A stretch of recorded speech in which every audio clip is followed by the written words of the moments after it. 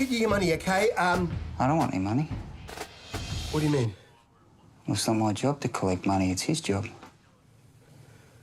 What's your job?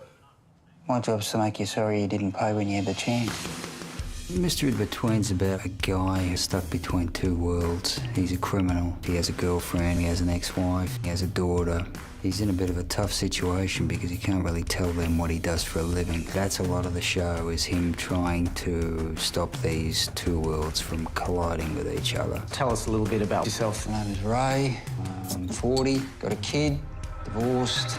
Work security. He's basically a man for hire. He does hitman work, debt collecting. Ray is probably a bit smarter than your average criminal. Definitely has quite a bit of rage, but has a great ability to control it. Whoa! Hey, Jesus, man. Why don't you watch where you're going, eh? What was that? You heard what I said. The more things you can relate to with this character, the more accessible it is, no matter what his job is. He has a good moral centre. It's just a little left of centre for everyone else. Do you think that you've got an anger problem? No. Okay. Whether it's a movie or TV and there's a hitman character, we generally only see one side. They tend to concentrate on just the violent side. But they can also be very loyal friends and very caring to friends and family. Treat me good, I'll treat you better. Treat me bad, I'll treat you worse. And that kind of sums him up. Sorry, mate. What an idiot.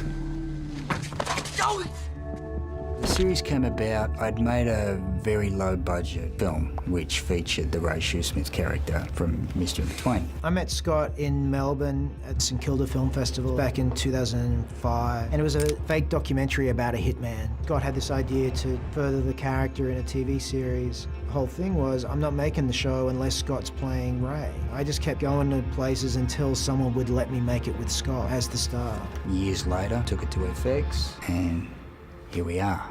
Bad news. Yeah? I had a bad week this week. You have a bad week every week.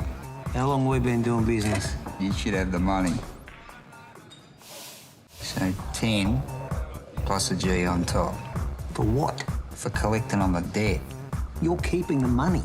I know, but I shouldn't have to go and get the money from somebody else, should I? I think the most daunting thing out of the writing and the creating and the starring in it, the hardest thing for me was the acting side of it. I'd never acted professionally. I went to an acting class once and the acting teacher told me I'd never be an actor. Before we made the show, I was driving cabs for a living, never been on a film set. So to show up on set on the first day and there's 50 people walking around, I'd never worked with a crew before. You get thrown in the deep end and you just have to swim. It's been 12 years since he's done anything like this. I knew I had my job cut out for me. I think he has great natural instincts, and I set about casting people who would respond to his style of acting and would work with it and roll with it. But it's pretty simple. We don't spend a lot of time rehearsing. That way it sort of keeps it pretty fresh.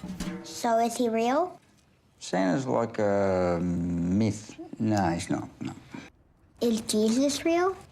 Yeah, look, I never met the guy, but possibly. Chica, who plays Brittany in the show, is my daughter. I stole the idea from that scene from Nash, the director. He had the exact same situation with his daughter. I told her Santa wasn't real, and that's in the show, and she extorts my friends for money. Anytime they swear, she asks them for $1. To the point where I have certain friends that'll come around and just lay a 20 down and say, okay, look, just so I can talk freely tonight, I'm paying you in advance. You owe me $2 now, so pay up. Oh, you take credit card? Nope. What's this? I got no cash.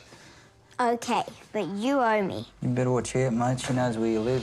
It's been a pleasure making Mr. Inbetween because I've been such a fan of Scott since I first met him, and getting to bring that character to share with other people is a real joy. Having the opportunity to take a lot of ideas that I've had for 30 years as a writer and to get it in front of an audience when for so long it was just words on a piece of paper. That's probably the highlight of making the show. No, mate. What are you doing? The dirt's supposed to go outside the hole, pal, all right?